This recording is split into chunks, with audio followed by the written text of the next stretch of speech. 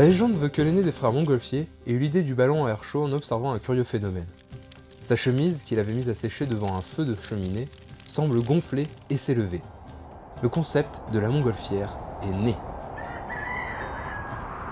Les deux frères se lancent alors dans une série d'expériences et enchaînent les succès. En 1783, ils réalisent le premier envol d'un être humain. Leur devise, nous irons ainsi jusqu'aux astres. Le principe de la montgolfière est basé sur la poussée d'Archimède. Tout corps plongé dans un fluide immergé dans cette poussée. Pour faire simple, la masse d'air chaud contenue dans une montgolfière est plus légère que l'air environnant. À la même époque, les inventeurs Charles et Robert, rivaux des frères Montgolfier, ont également conçu un ballon remarquable, gonflé à l'hydrogène.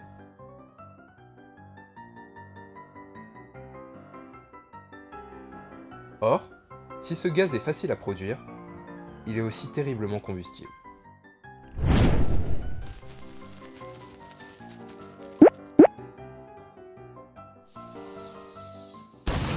Cette invention déclenche une passion pour l'engin étonnant. La mode s'en inspire et l'effigie du ballon vient décorer toutes sortes d'objets de la vie quotidienne.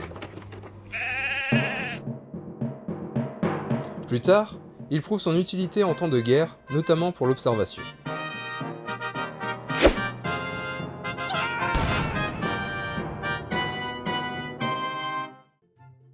En 1858, le célèbre photographe Nadar expérimente la photographie embarquée dans un ballon, devenant le pionnier de la photographie aérienne. Au fil des siècles, la montgolfière a peu à peu perdu de son prestige. Mais celle qui fut la première étape de notre conquête du ciel reste dans l'imaginaire collectif, le symbole de la rêverie et de l'invitation au voyage.